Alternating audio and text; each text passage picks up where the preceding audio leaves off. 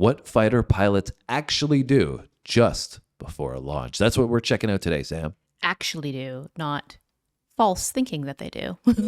Yeah, we're going to get an inside view, hopefully, as to what pilots have to go through and the preparation process, but I'm not really sure what to expect. We just had this recommendation on previous videos, and we've been getting into military content on the channel. That's been really enjoyable, so we thought, why not continue that trend here?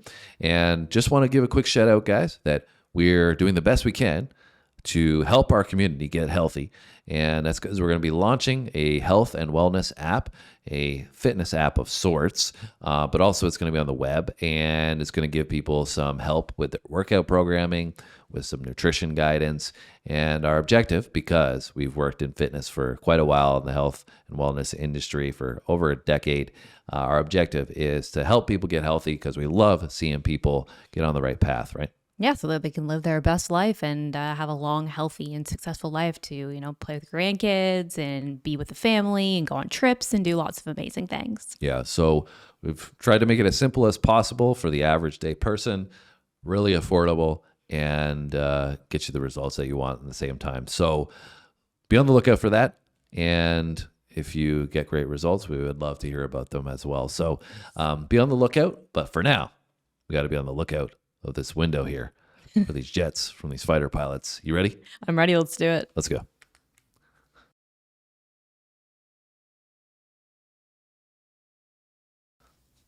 Hey, welcome aboard. Do one last check to make sure your ejection seat is armed. Today we're on the USS Theodore Roosevelt, CVN 71, on the flight deck, getting ready to do a day ULT, or unit level training sortie, somewhere over the Pacific Ocean near Wake Island. Wake Island, we did a video on The that. plane captain has released us, our chocks and chains have been removed, and now our director is telling us to pull forward from the finger near L4, which is on the aft port side of the ship. The PC tells us to stop. He gives us that big thumbs down, meaning put your hook down. I drop the hook with my right hand, and we wait now as they go behind the aircraft to make sure that the hook is down, fully extended, and that it looks good. Hook comes back up. Now the director is going to walk back in front of the aircraft, and if everything looked good, give me a thumbs up, thumbs down, meaning hook check, hand signal, and then an overall thumbs up to tell me that my hook is okay. There it is. Okay, closed fist means stay where you're at. As the director walks out in front of the aircraft, looking to his right, trying to figure out where he's going to taxi us. Gives us the brakes release signal with the hand wave telling us to come forward. Coming forward, I'll look to the left to make sure my wingtip clearance is good. Look to my right to make sure it's good as well. And we pull forward. Nice and easy, pulling forward. Left turn, left turn, left turn. Now he's pointing to another director. To make that left-hand turn, you can see that director now is by the jet blast deflector for Catapult 3. Tell me to turn. Stop turn. Now come forward, come forward. Coming forward. This is literally first-person view. A little bumpy as we go over the arresting gear. We are in the cockpit right now.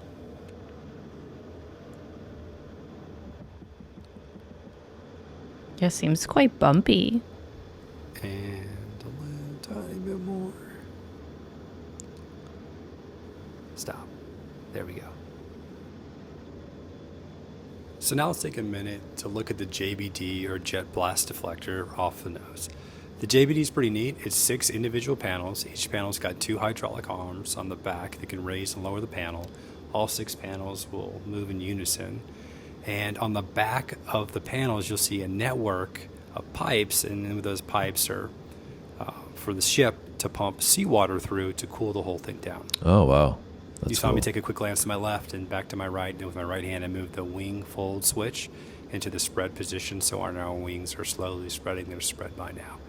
We're good to go.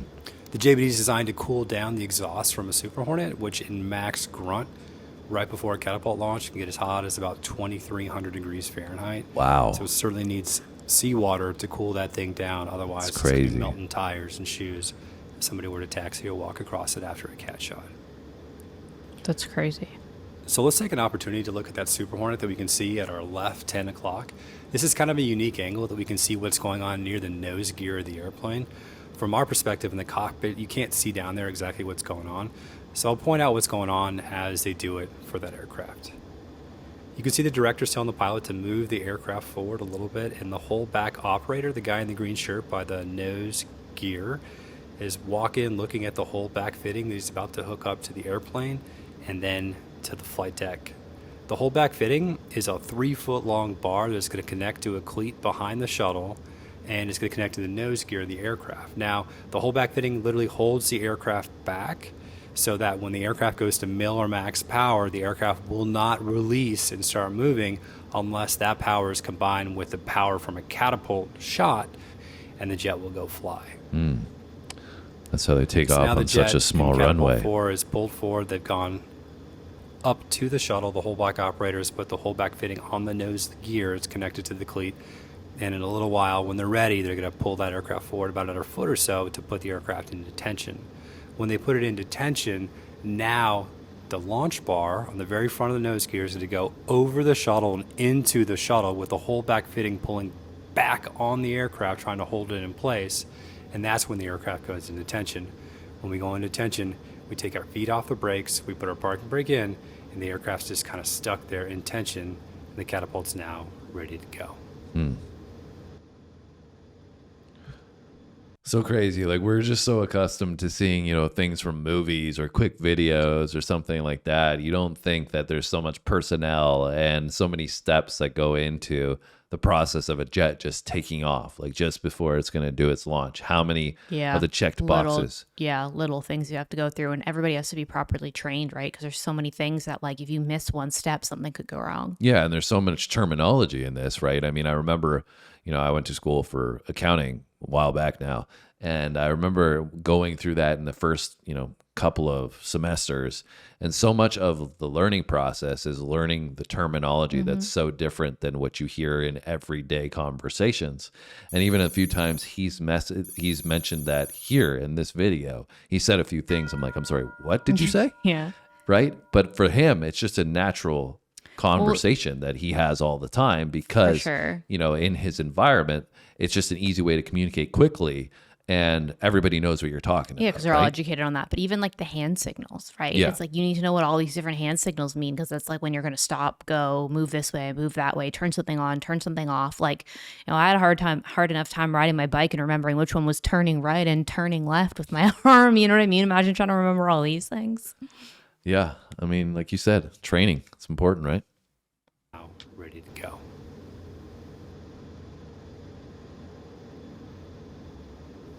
You can see the catapult officer taking one last glance at the shuttle and the whole back fitting, making sure it's good to go.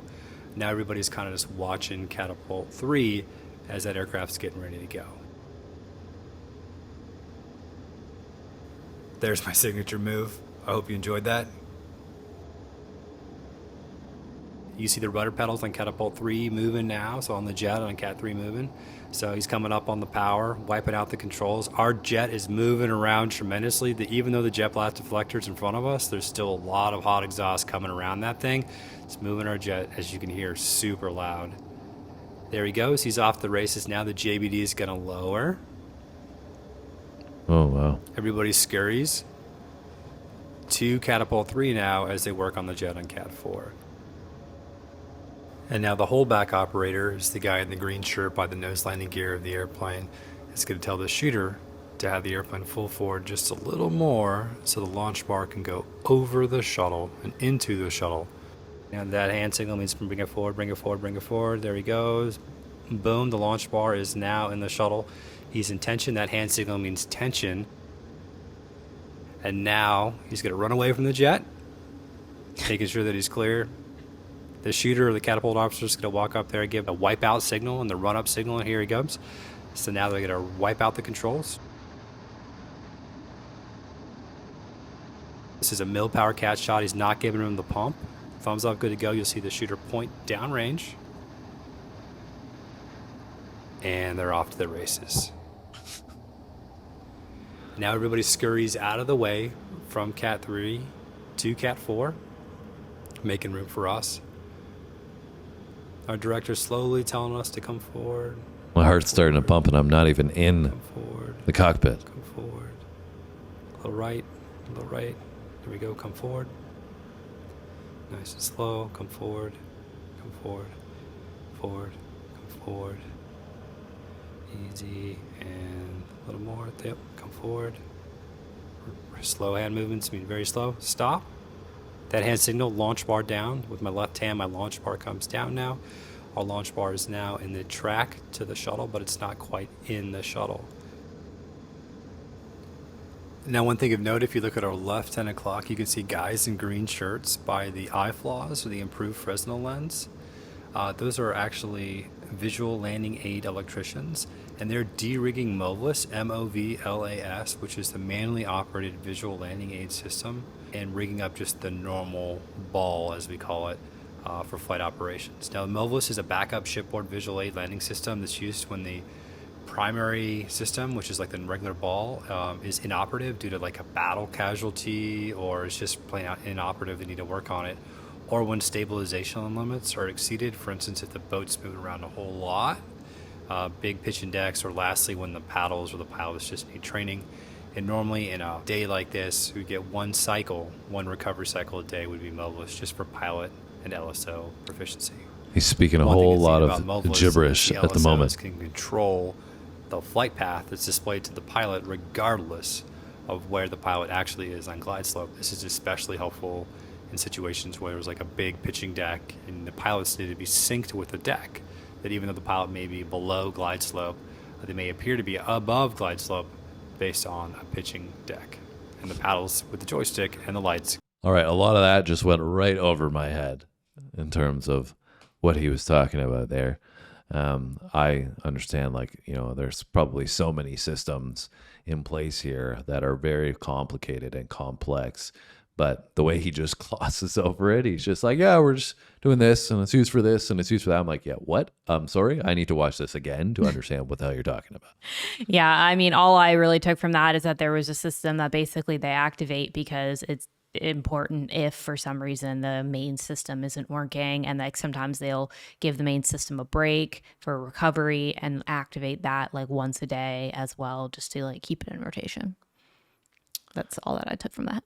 Yeah, I mean, I don't think it's as simple as you put it, but yeah, let's continue. I think we're getting close to takeoff, so he's going to be ripping soon. Based on a pitching deck, and the paddles with the joystick and the lights can tell them exactly where they are, or at least where the paddles wants them to go. So it's kind of neat while we're parked here, we can take a minute and look at the actual eye flaws. You can see that it's got the green lights that go across sideways on it, and that's what we call the datum.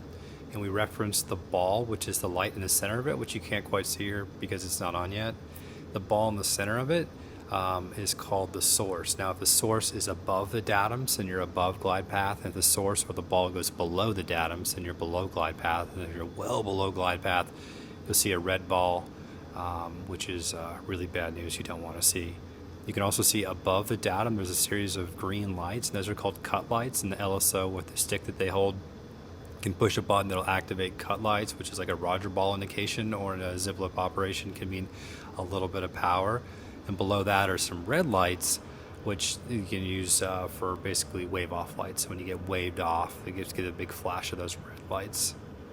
All right, then. Okay, now we're pulling forward. The director on our right side is getting us I failed forward, that just test. about to get into tension. And you can see the shooter or the catapult officer at our left 10 o'clock or so communicating with the guys working in the bubble down there who are actually operating the catapult.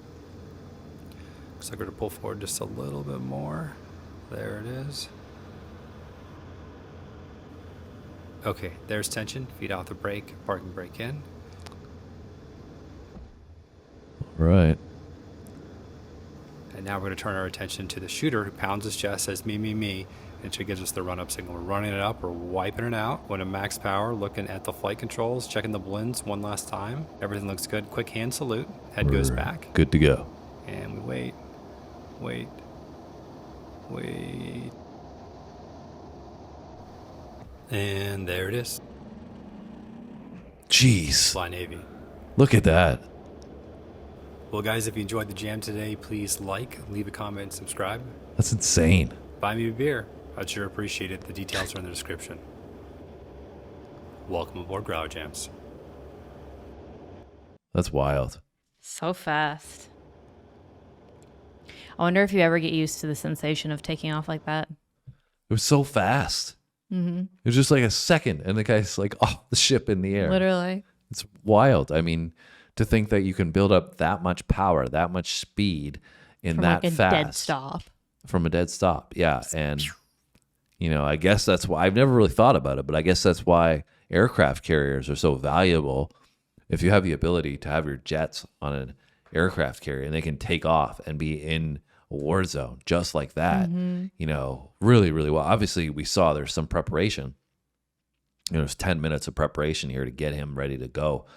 But, if you get the call and it's like an emergency and it's like you got 30 minutes, right? And you can get up in the air and you have your jets, your fighter jets as, escorts or whatever, as reconnaissance or backup, really, really amazing just to see how quickly, number one, they do all this stuff. He mentioned a billion things here and I have no idea what he was talking about in half of it, but no, probably 3/4 or more. But, really interesting to see the process, and just witness how fast, get up in the air.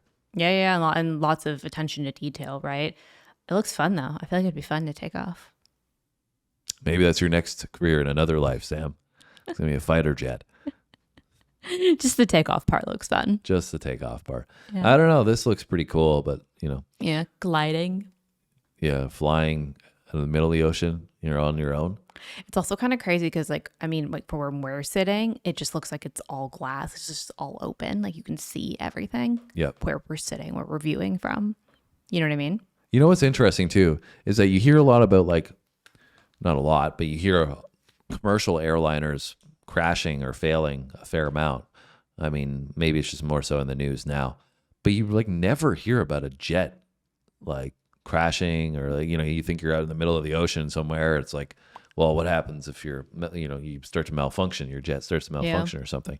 But you don't really hear about that. I guess on occasion, some people do have to eject and they, find them in the ocean or something. But it doesn't seem like very often. And it's probably because these things are worth billions of dollars. So. Yeah, well, it's just crazy though, right? Because like you said, when you're sitting on a commercial airplane, right? Like you're sitting in your seat, but you can't really see very much. And you have your tiny little window, but you're not really openly watching the plane fly from the ground all the way over water and stuff like that. It's you're on the ground and next thing you know, you're so high up you can't even see anything other than clouds, right? So this would be cool because it's you can literally watch the entire process. Yeah, well, you got to see if there's other planes around too, right? So. Yeah. All right, let us know down below what you think. Give us some insights on the stuff that was going way over our heads, obviously. We're not familiar with this, and he was clearly talking in military speak. But we've learned a little more about military speak on the channel, and we did so on this one as well. So give us other videos that you should recommend or you want to recommend that we should check out down below in the comment section. Hit the like button, subscribe. Have a great day, and we'll see you on our next video. Thanks for watching, guys.